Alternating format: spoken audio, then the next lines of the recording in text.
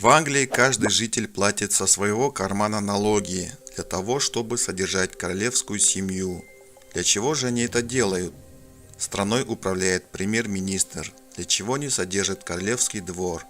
Потому что это их история, самоидентификация. Таким образом, они хотят сохранить свою культуру, традиции, быт и устой. Но почему же сегодня у нас идет такая спекуляция на тему Салем Салу?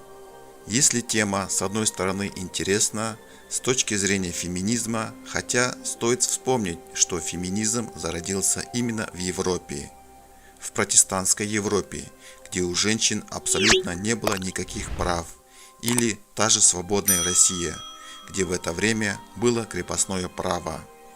Казахские женщины были абсолютно свободны, и женщина очень ценилась в обществе. Об этом свидетельствует тот же қалың мал, который выплачивался. Если перевести слово қалың, то он переводится как «очень много». Мы часто видим в социальных сетях, что тема Салем Салу обсуждается в религиозном контексте. Вначале мы вам рассказывали про традиции Великобритании, а сейчас хотим рассказать про Салем Салу в традиции казахского народа. Несмотря на то, что казахская женщина была вольной, она воевала рядом с мужчинами, участвовала в айтысах, в разных играх.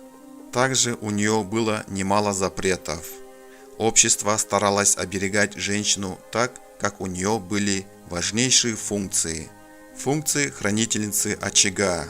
Казахских женщин Салем Салу оберегал физически. Салем Салу исключает любые контакты.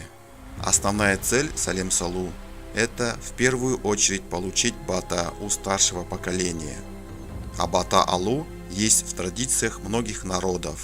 Конечно же, формы могут быть разными. Получается, когда келин делает Салем Салу, она получает напутствие и самые лучшие пожелания.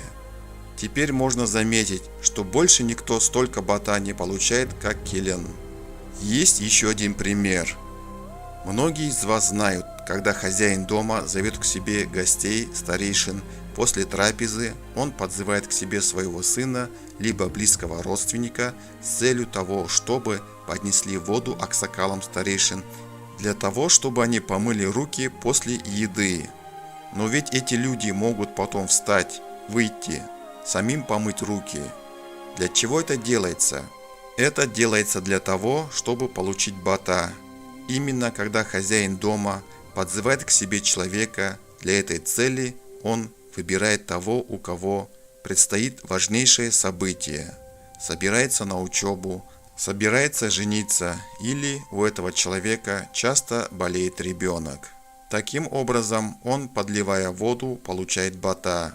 И в случае Салем Салу, если взрослые говорят «бағын ашылсын», «көсеген көгерсің», «ұлтап», а для мужского пола они приговаривают такие самые лучшие слова «ер жет», «жасың ұзақ болсын», «дегеніңе жет» и так далее.